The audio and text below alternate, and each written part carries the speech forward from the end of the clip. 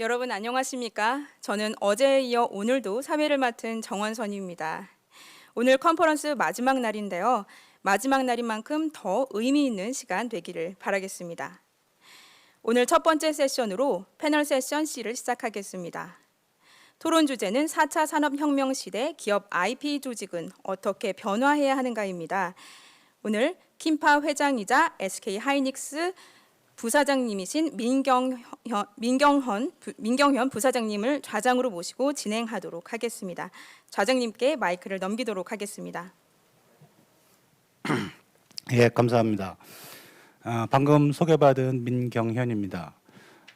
제가 오늘 그 모더레이터 역할을 해서 CIPO 톡을 진행하게 되었습니다. 먼저 간단히 오늘 패널리스트로 참석하신 분들을 간단히 소개해 드리도록 하겠습니다. 첫 번째로 동진 세미캠 김정수 상무님,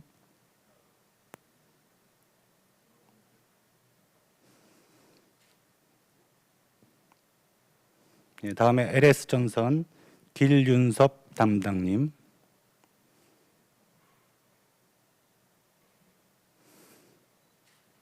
다음 LG 디스플레이 오정훈 전무님, 예, 오늘 이상 패널 저를 포함해서 4분 모시고 몇 가지 이슈에 대해서 논의를 해보겠습니다. 저희가 한 두세 가지 이슈를 준비를 했는데, 첫 번째는 각 사별로 회사 및 IP 조직에 대한 간단한 설명을 진행할 것이고, 두 번째로는 또 각 사별로 공유할 만한 사례, 또 어떤 정책 방향성, 그런 것에 대해 논의를 해보도록 하겠습니다. 그 시간 경과를 봐가면서 세 번째 이슈에 대해서 논의할 시간이 있으면 마지막으로 그 최근 여러 가지 환경 변화가 있습니다.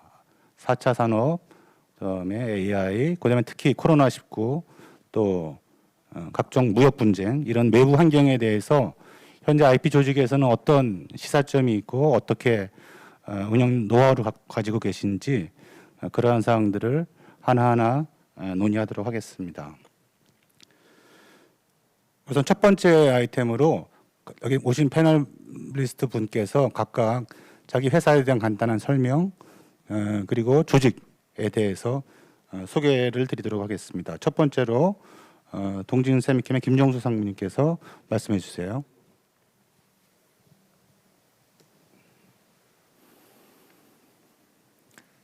네, 안녕하십니까. 저는 동진 세미캠의 지적재산팀을 맡고 있는 김정수라고 합니다.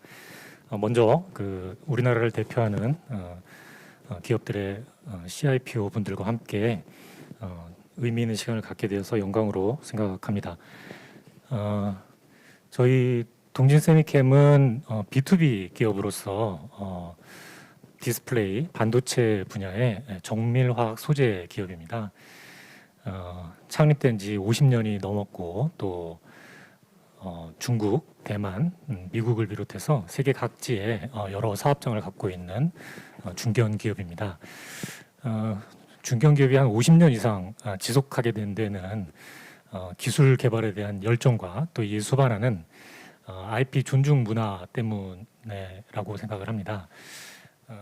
저희 IP 조직은 여느 기업처럼 연구소 산하에 소속되어 있습니다. 연구소에 소속되어 있고, 다만 이제 대기업들은 출원 파트, 소송 파트, 또 이제 분석 파트, 라이센싱 파트, 이렇게 여러 조직으로 기능별 분화가 되어 있는데 반해서 대부분의 중견 기업들은 이런 인원 수의 제약이나 또 업무의 또 변동성, 또 기술 분야의 다양성 등등 때문에 이게 조직 분화가 되지 않은 경우가 많이 있고요. 저희 기업도 역시 마찬가지로 IP팀은 팀 하나로 되어 있습니다. 하지만 각 업무 분장이 기술 분야별로 되어 있고요. 이런 대기업에서 하는 업무 대부분을 저희 조직에서 하고 있고, 어떤 기업에서는 뭐 소송 파트가 매니징 파트랑 또 분석 파트, 소송을 이제 무효 분석, 침해 분석하는 분석 파트로 나눠져 있는 경우도 있고, 라이센싱 파트도 라이센싱 인이랑 아웃이랑 이렇게 나눠져 있는 기업들도 제가 봤습니다. 저희는 이제 그렇게 분할을 하기에는 어떤 효율성 측면에서 문제가 있을 수 있기 때문에 하나의 조직 안에서 이렇게 기술 분야별로만 되어 있고 그런 업무들은 POC에 이렇게 대응을 하고 있습니다. 저희 조직 분화상의 이제 특징을 설명드릴 것은 따로 그래서 없고요. 다만 저희가 특허 활동을 의미 있게 하기 위해서 저희는 중점을 두고 있는 업무 분야들이 있습니다. 한 두 가지 정도가 저희가 좀 특징적으로 진행하고 있다고 할 수 있는데요. 뭐 일반적으로 진행되는 업무의 형태이면은 분명하지만 조금 더 심도 있게 진행하고 있다고 이해해 주시면 될 것 같습니다. 저희는 이제 첫 번째로 그 가장 기본적인 업무인 특허 개발 업무에 좀 중점을 두고 있습니다. 요즘 보면은 이제 특허 출원 업무가 어떤 성과를 좀 인정받기도 어려운 측면도 있고 해서 특허 사무소에 업무를 위임해주고 그 작성된 명세서를 검토하는 정도의 업무를 하는 경우가 많이 있습니다. 그런데 이제 그렇게 될 경우에는 특허 활용을 못하고 또 쓸모없는 특허가 되는 경우가 많기 때문에 특허 품질을 제고하고 활용도 높은 특허를 만들기 위해서 저희는 특허 팀원들이 특허 출원 초기부터 적극적으로 개입해서 명세 작성에 도움을 주고 있습니다. 뭐 예를 들면 선행기술 조사의 범위를 좀 넘어서 해당 기술 분야의 경쟁사 특허의 전반적인 조사를 통해 경쟁사 기술 동향을 파악하는가 하면 또 발명 아이디어를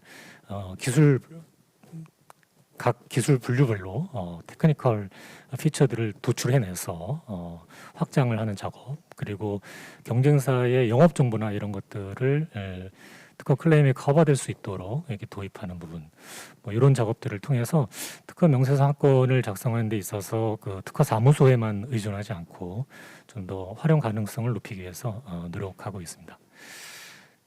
또 한 가지는 이제 특허 출원이 되고 나서 특허 출원이 이렇게 한 번만 딱 해놓고 그냥 두면 되는 것이 아니라 출원 심사 등록까지 전 과정에 있어서 또 시장 환경도 변하고 기술 환경도 변하기 때문에 많은 그 관심과 노력을 기울여야 하는데 이게 특허 출원 건수가 많은 이제 기업들 같은 경우에는 특허 출원 이후에 소송이 벌어졌을 때나 이제 그제서 어떤 특허가 있는지 찾아보고 이런 경우도 많이 있습니다. 근데 이제 저희는 하나의 특허에 대해서 출원 전 주기별로 출원 시 그리고 해외 출원 시 심사 청구 시 그리고 등록 이후에도 주기적으로 검토를 해가지고 특허를 관리하고 있습니다. 그래서 이제 활용도 높은 특허를 만들기 위해서 노력하고 있습니다. 예, 저희 조직 소식은 이 정도로 마무리하도록 하겠습니다. 예, 감사합니다. 들으시는 분들 오늘 패널리스트 보시면 아시겠지만 대기업뿐만 아니라 중소 중견기업에서 여러 가지 형태, 여러 가지 규모의 조직에서 IP를 담당하는 분들이 오셨습니다. 그런 점 참고하셔서 많은 도움이 됐으면 좋겠습니다. 다음은 LS 전선의 길윤섭 담당님. 네, 반갑습니다. 저는 LS 전선에서 IP 센터를 맡고 있는 길윤섭 담당이라고 합니다. 저희 회사가 생긴 이래로 IP 조직에서의 임무는 제가 최초로 생긴 게 아닌가 하는 생각이 들고요. 저희 회사는 1962년에 설립이 돼서 매출 규모는 약 연결 재무제표 기준으로 약 4조 6천억 정도를 하고요. 그다음에 임직원은 약 4,700명 정도 있고 저희는 이제 자회사가 뭐 미국, 중국, 인도, 베트남, 유럽 쪽까지 해서 약 자회사가 21개 정도가 있습니다. 저희 IP 조직은 제가 비록 임원으로 있지만 인원 규모가 상당히 작습니다. 10명 안쪽으로 있고요. 그다음에 저희는 CTO 산하에 있는 조직이고요. 기술개발본부에 속해 있습니다. 그리고 법무팀은 본사에 속해 있고 그래서 저희 그 IP 센터와 법무팀은 어떤 대등한 관계에서 서로 업무가 발생하면 서로 협력하고 있는 그런 상황이고요. 저희가 앞으로 저희 회사의 제품을 잠깐 소개하면 이제 저희 주로 케이블류인데 보통 케이블이라 그러면 단순해 보이지만 이제 분류를 잠깐 말씀드리면 전기를 전송하는 전력 케이블이 있고 통신을 하는 통신 케이블이 있고요. 크게 두 개로 나뉘고 그 다음에 케이블이 어디에 설치되느냐에 따라서 해적 케이블, 그 다음에 땅 속에 있는 지중 케이블, 그 다음에 그 철탑과 철탑 위에 공중에 부설되는 가공선이라고 합니다. 그렇게 크게 설치 위치에 따라 나눌 수 있고, 그 다음에 그 케이블의 크기, 그러니까 케이블이 얼마만한 전력을 송전하느냐에 따라서 발전소에서 변전소까지 가는 걸 송전 케이블이라고 합니다. 그건 초고압 케이블이죠. 엄청나게 파워풀한 초고압 케이블이고요. 그다음 변전소에서 각 공장이나 각 가정으로 가는 거를 배전 케이블이라고 합니다. LV, MV, 그러니까 미들 혹은 로우 볼티지 타입. 그래서 LV, MV 케이블이라고 합니다. 이렇게 케이블의 종류는 나눌 수 있고요. 그래서 저희도 케이블에 무슨 특허가 나오겠냐 처음에 많은 그런 생각하시는데 실제 보면은 많은 그 특허가 나올 건들이가 있고요. 그렇습니다. 앞으로 또 제가 하고 싶은 얘기는 다음에 또 말씀드리겠습니다. 이상입니다. 예, 감사합니다. 다음은 그 아시는 분은 아시겠지만 금년 초까지 저희 킴파 회장직을 역임하셨던 분입니다. 전 회장이시고 지금 LG 디스플레이 특허 담당이신 오종훈 전무님 발표해 주시죠. 예, 반갑습니다.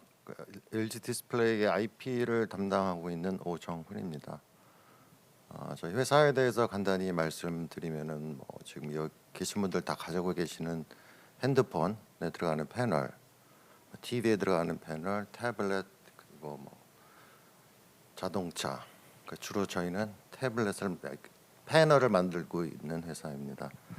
저희 그 IP 담당의 조직 그리고 미션 앤 롤에서 간단히 말씀을 드리면은요. 저희는 세 가지, 그러니까 일단 구성 전체는 약 저희가 한 80명 정도가 있습니다. 그 중에서 미국 변호사가 한 8명, 국내 변호사 셋, 그다음에 미국의 그 패턴 에이전트 라이센스 갖고 있는 분들이 한 5, 한국 변리사 한 7, 그리고 패턴 엔지니어 해서 약 80명이 같이 일을 하고 있고요. 첫 번째 그 저희가 생각하는 미션은 저희 기술 제품의 IP 경쟁력 확보입니다. 이걸 이룩하기 위해서 저희는 두 개의 팀을 운영을 하고 있습니다. 실제는 출원팀, 아마 다른 회사도 다 갖고 계시겠지만은 일반 그 연구원들한테 품위를 받아서 저희가 특허성 검토를 해서 대리인과 함께 출원을 한 일을 하고 있습니다. 여기 한 20여 명이 하고 있고요. 1년에 약 한 1,500번 정도를 출원하고 있습니다. 그리고 또 하나의 팀, 저희가 갖고 있는 팀 그 이름이 좀 생소하시겠지만은 DNA라고 합니다. D는 드래프팅, 내부적으로 명사서 작성, 그리고 A는 acquisition, 특허 그 매입입니다. 주요 업무는 말씀드렸듯이 저희 내부적으로 약 1년에 한 100에서 120건을 직접 출원을 명사서 작성을 직접 합니다. 당연히 그의 장점은 저희가 밀접하게 연구원들과 같이 연구를 하면서 청구 범위를 작성하는 면에서 아주 좋은 특허가 나올 것으로 예상을 하고 있고요. 그리고 또 하나는 저희 구성원들의 그 역량을 좀 키우고 육성하는 데 있습니다. 저희는 사실 제 생각은 IP에 종사하는 모든 분들은 적어도 명세서를 작성할 수 있는 능력이 있으면 어디든지 가서 먹고 살 수 있다고 생각합니다. 그래서 저희는 적어도 모든 구성원이 3년 이상 이 팀을 해서 일을 해야 됩니다. 그래서 지금 로테이션 제도로 해서 약 한 60%가 지금 3년 이상 일한 상황입니다. 그리고 이 DNA에서 또 하나의 중요한 일을 하는 게 뭐가 있냐면은 매입. 1년에 약 한 500건 이상 그 매입 제안이 들어옵니다. 그러면 저희는 그 특허들을 다 검토를 하고 무효성 그리고 비침해성, 적용 가능성을 다 검토를 하고 사실 결과적으로는 매입으로 연결되는 건 없는데요. 일단은 적어도 저희 회사의 제품을 위협할 수 있는 특허가 뭐가 있는가는 알아보는 차원에서 굉장히 큰 중요한 역할을 하고 있다고 생각을 하고 있고요. 그다음에 이 팀에서 또 하나 중요하게 하고 있는 일은 저희가 타사 제품들을 다 디케어를 합니다.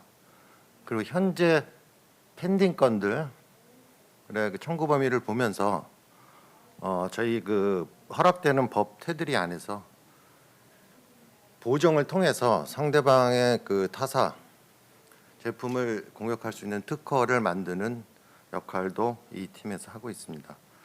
그 다음의 미션은 분석입니다. 저희 비즈니스 진행의 IP 리스크 최소화를 위해서 분석팀을 운영을 하고 있습니다. 이 팀에서는 저희가 갖고 있는 제품에 관련돼서 매년 나오는 특허를 분석을 해서 무효화 그리고 비침해를 지속적으로 준비를 하고 있고요. 그리고 그 미래 기술, 미래 제품에 관련해서도 같은 일을 매년 하고 있습니다. 그리고 마지막으로는 저희 IP 경영 효율화를 위해서 소송 라이센싱 팀과 전략 법무팀을 운영하고 있습니다. 소송 라이센싱 팀은 그 말 그대로 소송을 지금 업무를 하고 있고요. 그다음에 라이센싱 관련해서는 뭐 많은 분들이 알고 계시겠지만 이 패널 관련해서는 일본 다음에 한국, 그다음에 대만, 그다음에 중국 순으로 오고 있습니다. 일단 저희 대만 회사 같은 경우는 다 라이센스를 지금 아웃을 해서 다 받는 상황이고요. 지금 현재로는 그 중국 회사를 상대로 열심히 활동을 하고 있습니다. 그리고 마지막으로 IP 전략 법무팀이 있는데요. 여기서는 저희 그 글로벌 IP 전사 전략 관련해서 항상 수립을 위해서 열심히 하고 있고요. 이거 관련해서 상표, 그다음에 모조품 이런 일도 많이 하고 있고, 그리고 저희 그 전략 법무 내에 법무 파트가 있습니다. 근데 이거는 이 친구들은 무슨 일을 하고 있냐면은 저희 그 기술 관련 CTO나 사업부, JDA 관련해서 저희가 1년에 한 500여 건 이상을 계약서를 검토를 하고 그다음 직접 저희가 계약서를 작성도 합니다. 이렇게 하는 이유는 저희 법무 CFO 산하에 저희 일반 법무 쪽이 있는데 반만 해도 일이 그쪽으로 넘어가서 진행이 되면은 사실 지연되는 경우가 되게 많습니다. 그래서 기술 관련해서는 저희가 저희 팀에서 일을 돌리면서 아주 효율적으로 하기 위해서 만들어서 지금 운영을 하고 있는데 이런 면에서 굉장히 큰 역할을 하고 있다고 생각합니다. 이상입니다. 예, 감사합니다. 오정훈 전무님 발표하시면서 먹고 살 수 있다고 표현을 하셨는데 어떻게 번역을 하셨는지 잘 모르겠습니다. 어감이 잘 전달될지 모르겠습니다. 저희들 지금 여기 패널리스트들도 사실은 굉장히 익숙하지 않은 환경 하에서 얘기를 하고 있습니다. 앞에 지금 카메라만 있고 마치 벽을 보고 이 얘기하는 듯한 분위기 있는데 아무튼 편하게 말씀들 해주시고 이 시청하시는 분들도 그런 의미에서 편하게 좀 이해해 주셨으면 좋겠습니다. 마지막으로 제가 다니고 있는 SK 하이닉스에 대해서 간단히 설명드리겠습니다. SK 하이닉스는 많은 분들 아시겠지만 반도체 특히 그 메모리를 메인 프로덕트로 하고 있는 비즈니스를 하고 있습니다. 전 세계에서 메모리 업체 중에서는 대충 2등 매출액 기준으로 하고 있고 사업 특징이 이제 국내 한국 비즈니스는 거의 없고요. 거의 전량을 해외에서 비즈니스를 하고 있습니다. 제일 큰 시장은 미국과 중국인데 그러다 보니까 이제 IP에 대한 여러 가지 경험과 분쟁이 발생할 수 있고 그 IP에 대한 리스크를 일찌감치 경영층에서 인식을 하셔서 이 조직을 키워왔습니다. 저희 조직은 저희 쪽에 이제 IP를 담당하고 있는 조직 인원은 대충 60명에서 70명 안팎이 되고 있습니다. 제 개인적인 판단으로는 수적으로 좀 더 보강을 해야 되겠다 생각을 하고는 있는데 이제 이것은 이제 저희 회사 전체적으로 어떤 인력 구조상의 문제가 있기 때문에 그런 것들을 조화롭게 반영을 하면서 아무튼 큰 방향성으로는 좀 조직이 좀 커져야 되겠다 그런 생각을 하고 있고요. 팀은 사실 저희 그때 상황에 따라서 많이 되기도 하고 작게 되기도 하고 그런 운영을 하고 있습니다. 소위 대팀제 운영을 하고 있는데 아주 큰 틀에서 보면 출원 및 개발을 담당하는 개발 조직, 특허 개발 조직, 그다음에 각종 분쟁, 그다음에 라이센싱, 또 매입 등을 총괄하고 있는 분쟁 조직, 이게 크게 두 개로 나뉘어져 있습니다. 대충적인 인원은 반반 정도로 보시면 되겠습니다. 저희 조직 60-70명 중에 앞에서도 어느 분이 소개를 하셔서 저희 쪽에 라이센스, 소위 자격증을 가지고 계시는 분이 운전면허증은 많이 가지고 계실 걸로 제가 생각을 하는데 그거는 생략하고 IP와 관련된 미국 변호사 분이 6명이 있고요. 그다음에 미국 패턴 에이전트, 아까 오정훈 전무님 말씀하신 그런 분이 또 6분이 있고 중국 변리사가 1분이 있습니다. 아까 말씀드렸다시피 저희 회사 비즈니스 속성상 국내에서의 여러 가지 IP 분쟁이 보다는 주로 해외에서 일어나다 보니까 이런 쪽도 해외에서의 라이센싱 자격증을 우선시하는 그런 방향성으로 진행하고 있고 앞으로도 그 방향성을 유지할 계획입니다. 한 가지 좀 특이한 것은 이제 대기업체 IP 조직에는 이렇게 자격증을 가진 사람들이 몇 명 있을 수 있는데 한 가지 좀 저희 하이닉스가 특이하다고 제가 개인적으로 생각하는 것은 말씀드리는 사람 중에서 중국 변리사를 제외한 분들은 외부에서 영입한 것이 아니라 저희 하이닉스 내부의 특허팀으로 들어왔던 사람들이 어떤 기회를 가져서 공부를 하게 되고 시험을 봐서 자격증을 받은 그런 케이스들입니다. 저희 특허 조직은 저희 SK 하이닉스라는 큰 조직 안에서 어디 휘하로 들어가는가에 대해서 여러 차례 변경이 있었습니다. 대체적으로는 기획실, CEO 밑에 있는 기획실 산하에서 있었던 적이 주로 대부분이고 법무조직과는 완전히 별도로 되어 있습니다. 그리고 저희 SK 하이닉스는 어떤 특허 관련한 법률적 분쟁이 생기더라도 특허 담당 내에서 아레나를 가지고 업무를 수행하고 있습니다. 현재는 CEO 밑에 있는 대외협력총괄이라는 부문 밑에 특허 담당으로 있고 참고적으로 대외협력총괄 산하에는 법무, 또 CR, PR 그런 역할을 하는 담당 조직들과 같이 병렬해서 특허 담당 조직이 일을 하고 있습니다.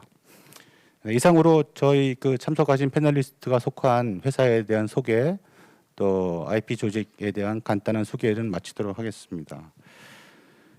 다음 이슈로 다음 안건으로는 각 회사별로 그 회사의 규모가 크건 작건, 또 사업의 영역이 B2B이건 B2C이건 또 대기업이건 중소기업이건 여러 가지 이제 특허 관련한 이슈들을 겪으셨을 것으로 예상이 되는데 그러한 관점에서 이 기회에 이걸 시청하고 계시는 다른 기업체에 계신 분들 또는 기업체가 아닌 외부에서 저희와 같이 비즈니스 파트너로 일을 하고 계시는 분들한테 소개해 줄 만한 어떤 사례가 있는지 그것도 한번 돌아가면서 얘기를 들어보도록 하겠습니다. 이번 두 번째 세션은 처음에는 기륜섭 담당님께서 먼저 말씀을 해 주십시오. 네, 전선의 IPC 기린섭 담당입니다. 제가 이렇게 임원 반열에 오르니까 많은 주위에서 이제 질문이 저희 같은 규모에서 어떻게 하면 IP 부서가 경영층으로부터 중요한 부서로 인식될 수 있는가? 그래서 질문을 좀 많이 했습니다. 그게 저도 최대 제가 계속 특허 업무를 해오면서 저희 과제이기도 했고요.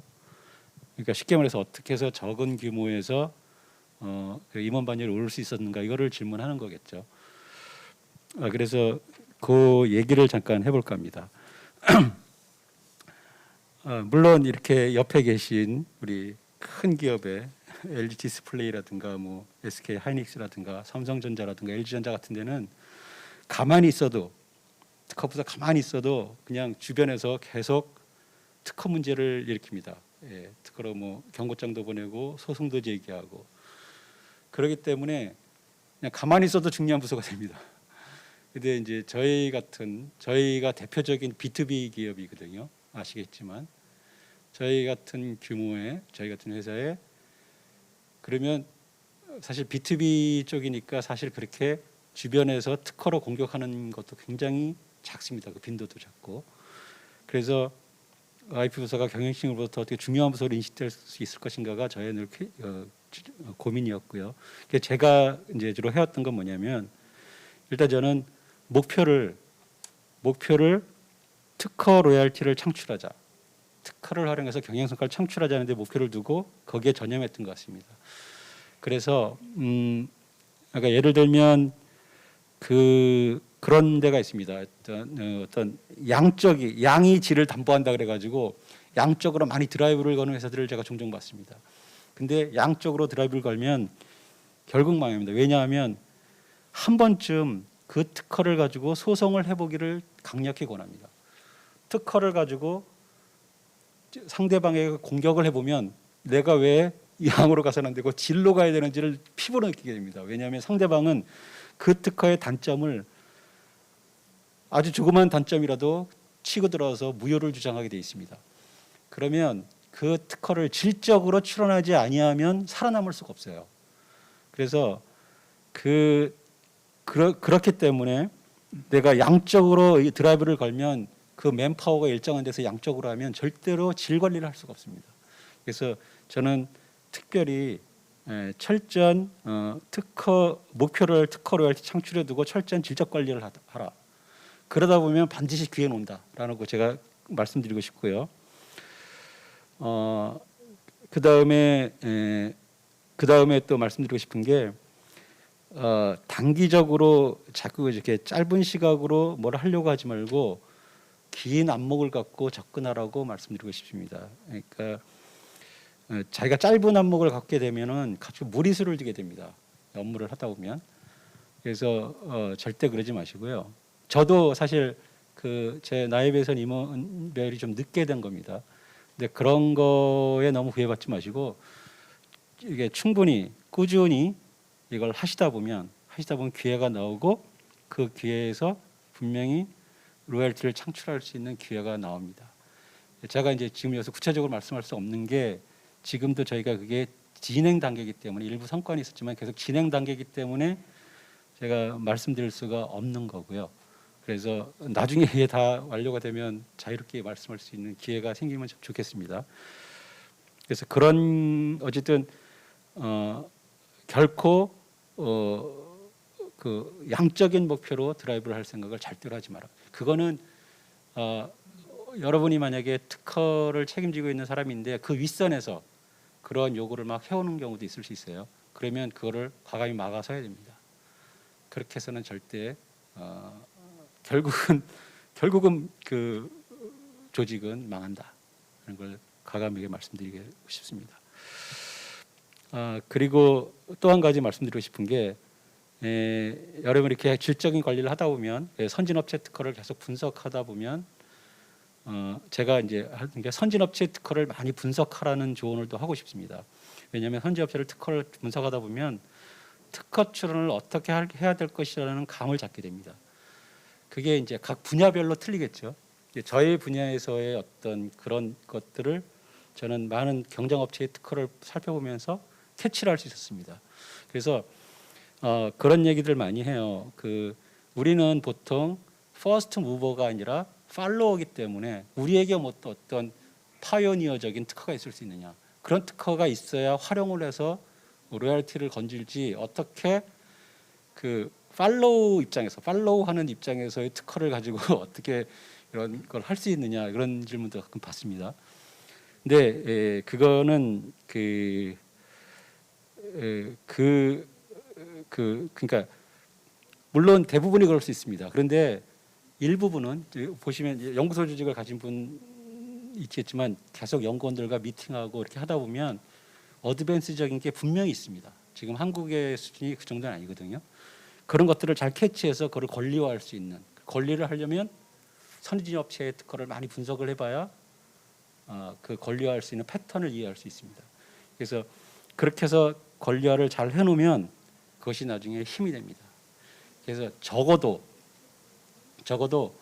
1년에 제 예상에 30개 이상은 내가 최소한 이제 역으로 칠 수 있는 대응할 수 있는 무기를 반드시 만들어야 된다.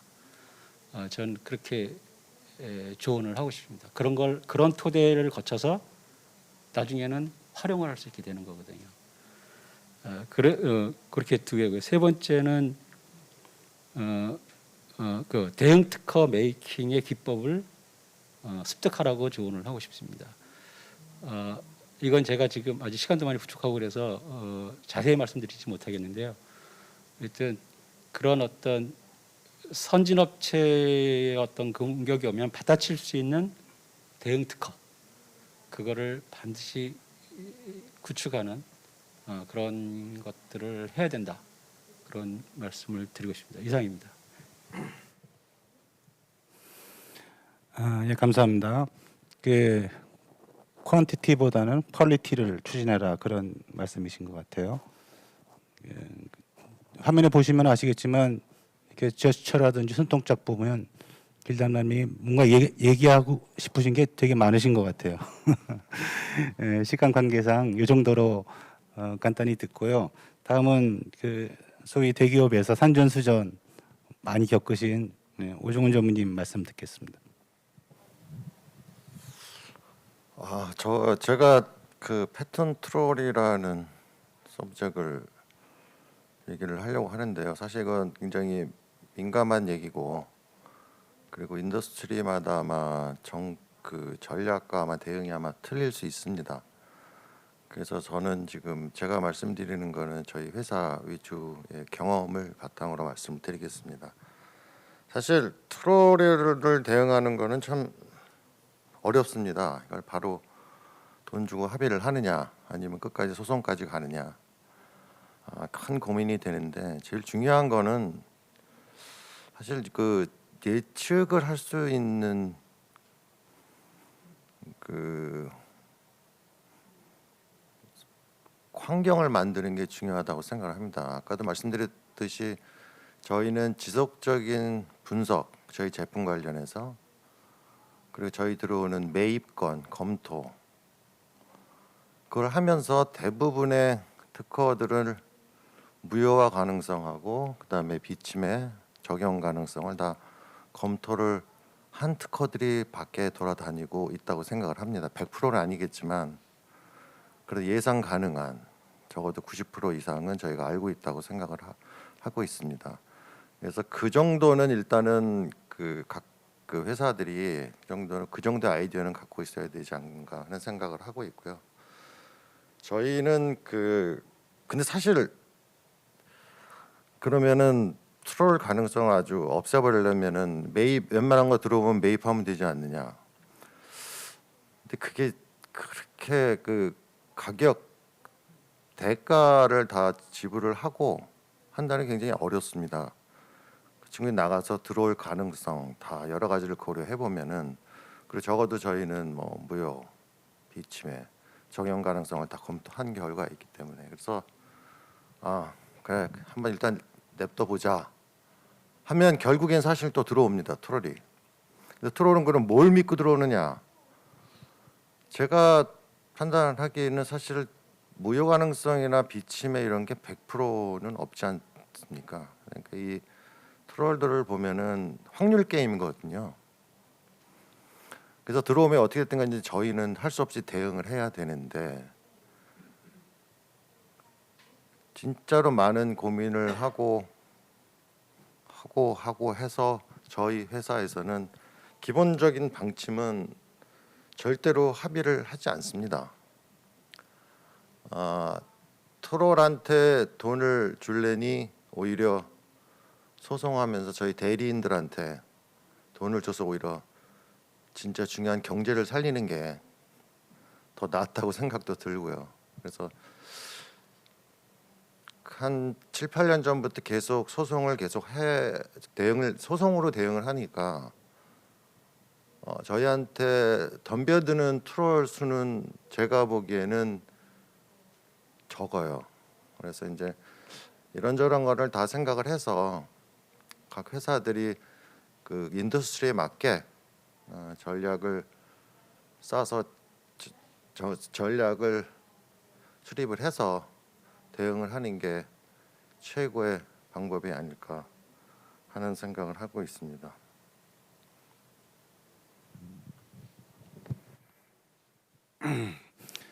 예, 패턴 트롤에 대해서는 사실 우리나라뿐만 아니라 미국이나 전 세계에서 그 순기능과 역기능에 대한 아규먼트가 굉장히 많이 있습니다.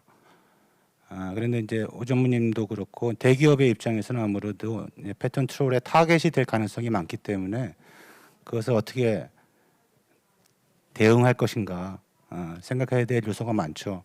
그런 일면을 공유해 주셔서 대단히 감사합니다. 말씀 중에 트롤한테 돈을 주느니 우리 대리인들한테 돈을 주겠다라고 하는 아주 파격적인 선언을 하셨는데 이거 시청하고 계시는 대리인분들 계시면 오정훈 전무님한테 연락 주시기 바랍니다. 예, 저 이번에는 제 차례로 SK 하이닉스 사례에 대해서 말씀을 드릴게요. 사실 SK 하이닉스는 이 IP 업계에서는 램버스 케이스로 많은 그 회자가 됐었습니다. 사실 좀 오래된 케이스죠. 한 7, 8년 됐으니까. 예. 제가 그 관련해서 그때 당시에 여러 차례 좀 강연, 뭐 설명회 등도 했었고, 저 개인적으로는 제가 하이닉스 그때는 이제 SK가 들어오기 전에 하이닉스 시대였는데, 저 개인적으로는 그때 있었던 직급 체계에 따르면 대리일 때 그 케이스의 실무자가 돼서 수년을 진행을 하다가 제가 임원으로 승진을 하고 그 종교를 지었던 그런 케이스입니다. 근데 이제 램버스 케이스는 워낙 복잡하고 다양해서 오늘 이 자리에서 이제 다 설명드리기는 좀 어렵고 큰 틀에서 한 문장으로 썸머리를 하자면 약간 운칠기삼이었다. 이것도 운칠기삼을 또 어떻게 번역하실지 제가 뱉어놓고 좀 고민이 되네요. 이거 한국인의 정서로 이해하시는 건데, 근데 이제 소송이라는 게 오정 전문의도 말씀하셨지만 그 불확실성이 그 본질입니다. 그거를 이기느냐 지느냐가 아니라 그것도 물론 중요하지만 불확실성을 어떻게 예측하고 그 상황에서 어떠한 최선의 솔루션을 찾아내느냐, 이것이 결국은 인하우스의 그 판단의 제일 중요한 덕목인데, 돌이켜 보면 그 운이 많이 작용을 했는데 그 운을 저희가 우리한테 이끌기 위해서 기술이 그래도 3 들어갔다. 그걸 굉장히 그 고민하고 연구하고 해서 대응을 했고 다행히 그 결과가 좋았다. 라고 이제 회고가 됩니다. 오늘 제가 공유드릴 케이스는 램버스 케이스는 아니고 저 회사가 지금 진행하고 있는 어떤 케이스입니다.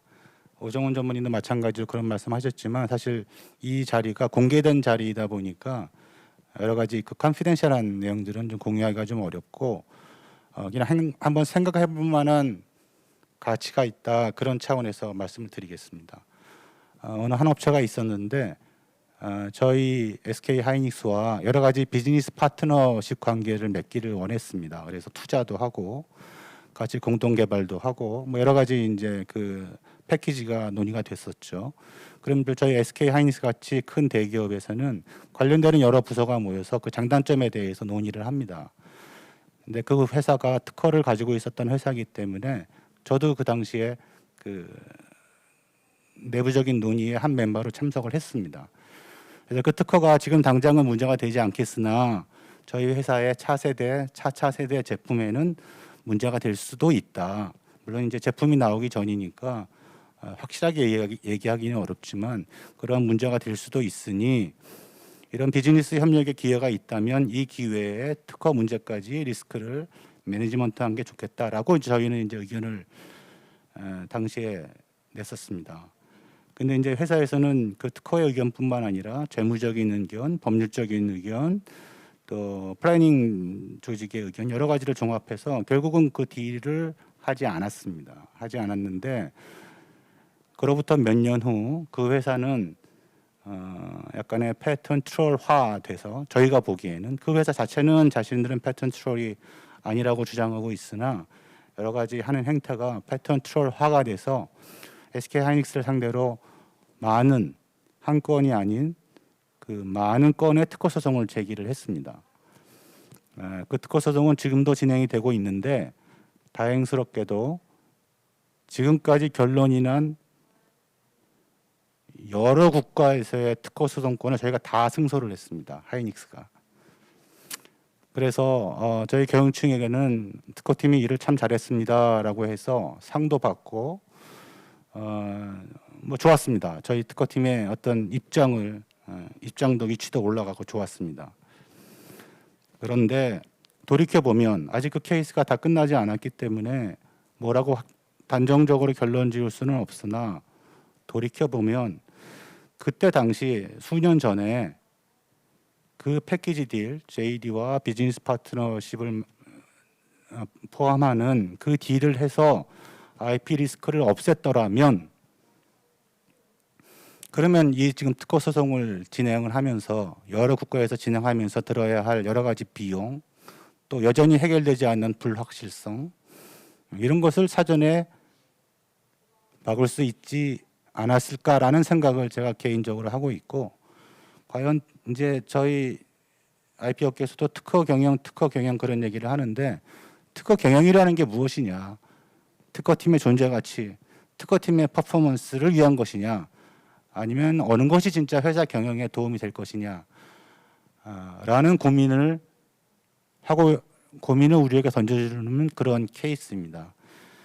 제가 이 케이스도 최종적으로 마무리가 되면 그로부터 얻는 저의 추가적인 의견과 함께 또 여러분들과 공유할 수 있는 기회가 생기기를 기대하면서 제 발표는 이 아이템에 대한 제 발표는 마치도록 하겠습니다. 자, 마지막으로 이 두 번째 아이템에 대해서 김영수 상무님 말씀해 주시죠.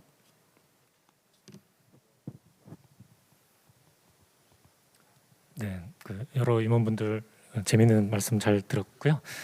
저는 그 저희 회사에서 한 2년 전에 있었던 한국과 대만에서 있었던 소송을 간단히 말씀드리고 거기서 잘했던 점 그리고 아쉬웠던 부분을 공유함으로써 기본적이지만 중요한 업무에 대해서 간단히 공유하는 시간을 가지려고 합니다.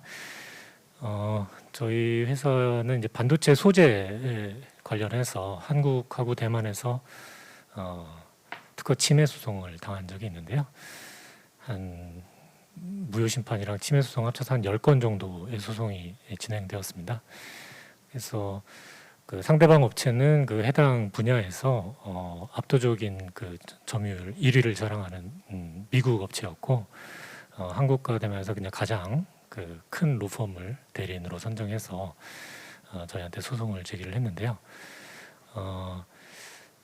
그 저희가 이제 대만에서는 그 소송을 사업을 딱 진입하기 직전에 증거 보전 신청을 하면서 사업 진입을 막는 도구로서 특허를 활용을 했었습니다. 다 아시는 얘기겠지만 조금 실천하기는 쉽지 않은 말씀을 조금 드리면 저는 무효 심판 같은 데서 이제 승소 확률을 높이기 위해서는 선행 자료 조사가 굉장히 중요하다고 생각을 합니다. 근데 대개는 선행 자료 조사를 이제 외부 업체에 이제 위임을 하거나 또 이제 내부적으로 하더라도 처음 한번 하고 그리고 나서는 이제 소송 진행하는데 여념이 없기 때문에 추가적인 조사를 하기가 좀 어려운 측면이 있는데 저희는 그 선행 조사를 한 이후에 선행 조사를 한 다음에 외부 업체도 한 2군데 정도 이용을 했고 그리고 내부적으로도 별도의 키워드를 가지고 선행 조사를 했습니다. 그래서 이제 풍부한 자료를 가지고 검토를 했고, 또 소송이 진행되는 과정에서도 저희가 그 선행 조사한 자료를 리뷰하면서 새로운 또 무효 증거를 제시할 수 없는지 이렇게 검토를 했습니다. 그리고 저희 특허 자료 검토하고도 조금 무효하기에는 다소 부족한 부분이 있다라고 느껴지는 부분이 있어서 저희 연구원들과 함께 팀을 이뤄서 외부 도서관, 국회, 그리고 대학 도서관, 그리고 심지어는 독일 대사관 뭐 이런 데까지 가서 논문 자료를 싹 다 찾았습니다.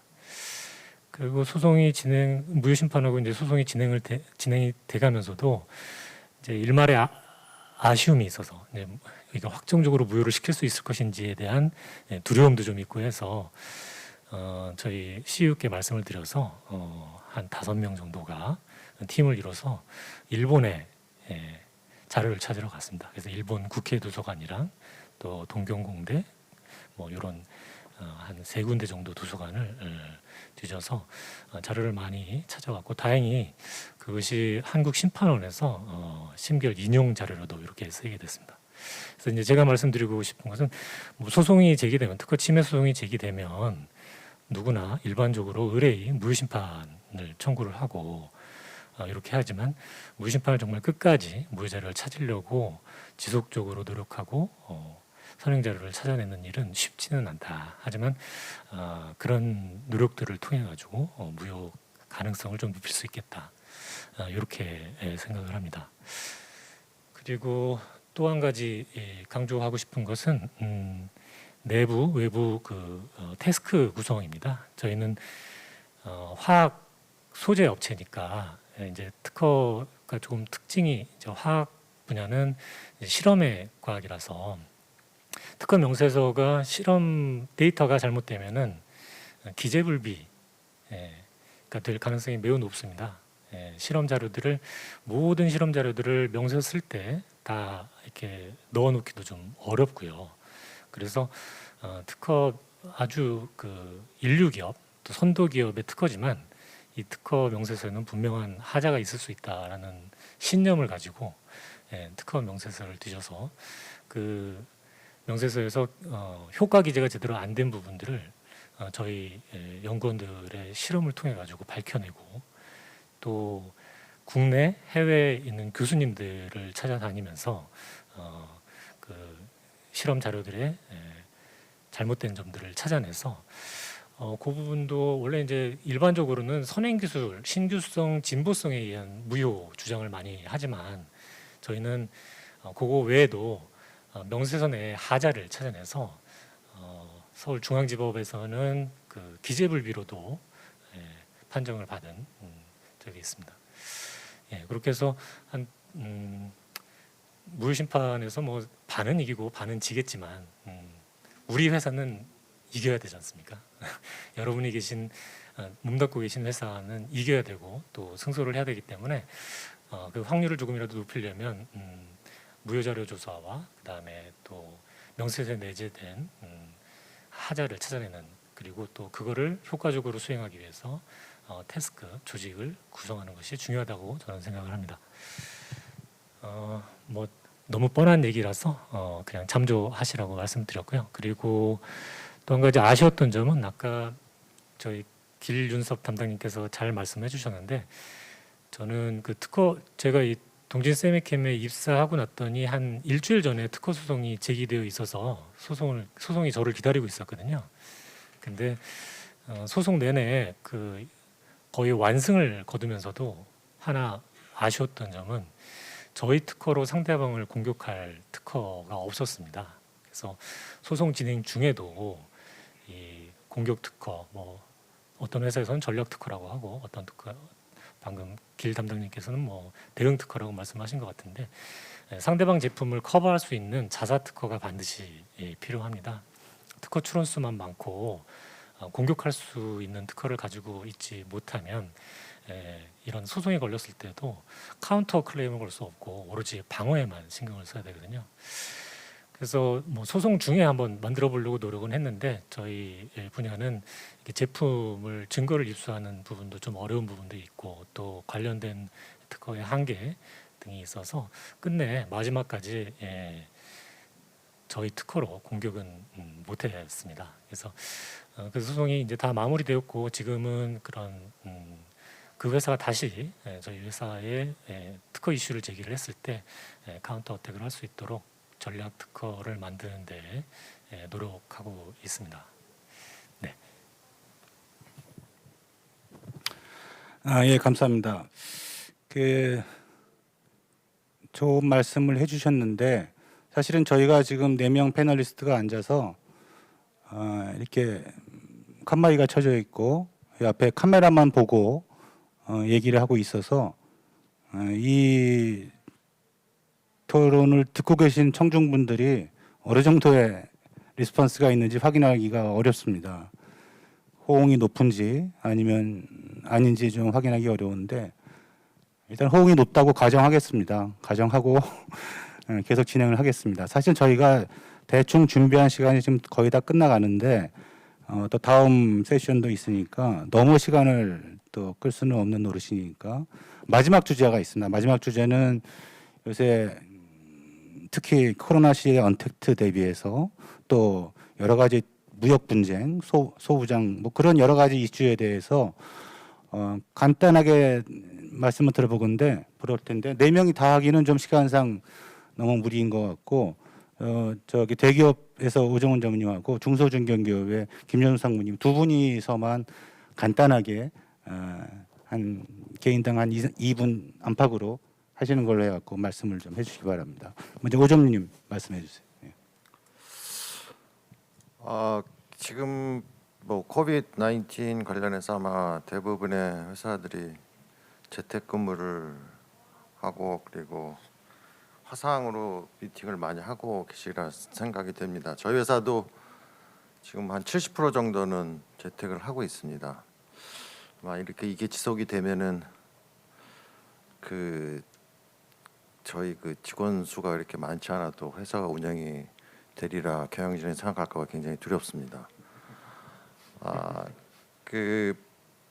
사실 그 화상을 통해서 미팅을 하는 게 굉장히 좀 크리티컬한 경우가 많습니다. 저 같은 경우는 지금 굉장히 중요한 협상을 뭐 일본하고 미국하고 하고 있는데 아주 민감한 얘기는 화상으로 하기보다는 사실 이 자리가 적절할지 모르겠지만은 저녁에 술자리를 통해서 협상을 하는 경우가 많습니다. 그런데 그렇지 않고 계속 이렇게 화상으로 하니까 굉장히 지금 비효율적이고 시간이 생각보다 워낙에 많이 들어가고 있습니다. 그래서 참 그게 굉장히 큰 점을 지금 겪고 있는 상황이고요. 그 재판 관련해서는 사실 저는 굳게 믿는 게 재판에는 그 피고든 원고든 좀 위치가 괜찮은 분이 법원에 가서 이렇게 뻗치고 앉아 있는 게 판사의 눈에도 보일 수 있는 게 굉장히 중요한 역할이라고 생각을 합니다. 최근에도 저희가 제 경험으로는 독일에서 재판이 있었는데 이걸 영상으로 했습니다. 근데 너무 그게 아쉽더라고요. 그 재판을 하면서 판사의 눈도 좀 마주 보고 저희 회사 심각성, 중요성 이런 거를 좀 표현을 하고 싶었는데 굉장히 아쉬웠고요. 그리고 뭐 미국 소송 관련해서도 아시겠지만은 데포지션이라는 걸 하면은 사실 영상으로 하면은 중요할 때 준비되지 않은 걸 물어볼 수 있는 시간이 없습니다. 직접 얼굴을 맞대고 하면은 저희 같은 경우는 같이 하면서 대리인이 준비 안 된 것도 제가 포스트잇을 이렇게 옆에서 써가지고 야 이거 좀 물어봐 주세요. 굉장히 중요한 증거 자료를 뽑아낼 수 있는 계기가 될 수도 있는데 이런 것들을 못 하고 있으니 진짜 이 재판이 효율적으로 가고 있는지가 굉장히 궁금합니다. 그래서 빨리 좀 지나갔으면 하는 게 제 바람입니다. 4차 산업에 대해서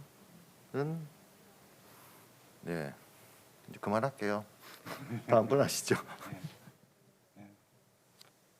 예, 저 김정상님도 간단히 예. 네, 저희 동질스님캠은 그 소위 이제 소부장 기업이라고 해서 그 이제 주목을 많이 받았고 주가도 많이 오르고 있는 것 같더라고요. 저는 임원이 주식을 사려면은 그 뭐 신고를 해야 된다고 그래서 안 샀는데 좀 후회도 되고 하지만 소부장 기업이기 때문에 이제 일본 그 무역 규제에 대응해서 저희가 저희 소재를 국산화해야 되기 때문에 저희가 이제 개발하는 소재에 대해서 이제 개발 부서뿐만이 아니라 특허 부서에서도 IP R&D를 통해서 그 경쟁사 특허를 분석을 하고 또 저희 IP도 도출하고 또 이제 혹시 문제가 될 수 있는 특허들도 확인을 하고 하면서 이렇게 개발과 보조를 맞춰가고 있습니다. 그런데 이제 코비드 19이 벌어진 이후에 또 감염 우려 때문에 저희도 IP R&D 활동을 하면서 외부 업체랑 같이 이렇게 진행을 하면서도 회의를 이제 화상으로 전환을 했는데요.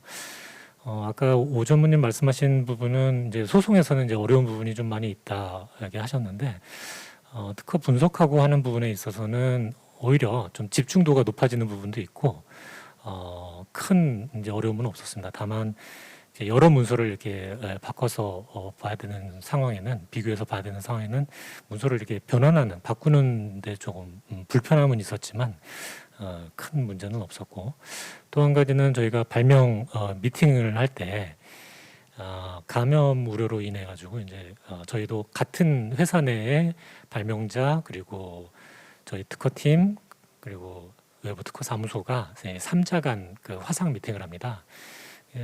그것도 몇 번 진행을 해봤더니 발명 창출하고 그 기술 이해하고 또 발명 도출해내고 또 경쟁사 아이디어를 보완하고 하는 부분에 있어서 이게 큰 어려움은 없었습니다. 그래서 저희는 이제 뭐 LG 디스플레이처럼 미국 소송이나 데포지션을 하는 경우가 없어서 그런 불편을 못 느꼈는지 모르겠는데 적어도 특허 개발이나 분석에 있어서는 코비드 19에 의한 큰 영향은 없다. 오히려 이동하는 시간을 좀 절약해서 그걸 좀 효율적으로 쓰면 더 나은 특허를 창출할 수도 있겠다. 뭐 이렇게 생각이 됩니다.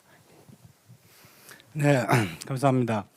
그 오늘 토론은 거의 다 마쳤습니다. 그 오늘 참석해 주신 네 분 패널 분들 대단히 감사드립니다.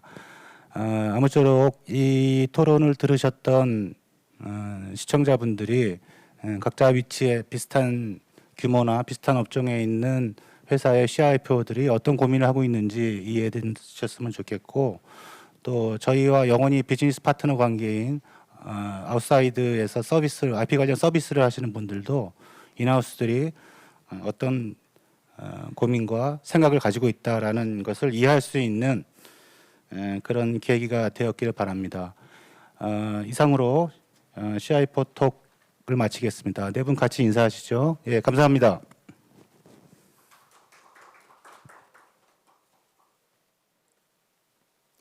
네, 포스트 코로나 시대 지적재산권의 미래를 기대해 보겠습니다. 깊이 있는 통찰력과 고견 나눠주신 좌장님 그리고 패널분들께 진심으로 감사드립니다.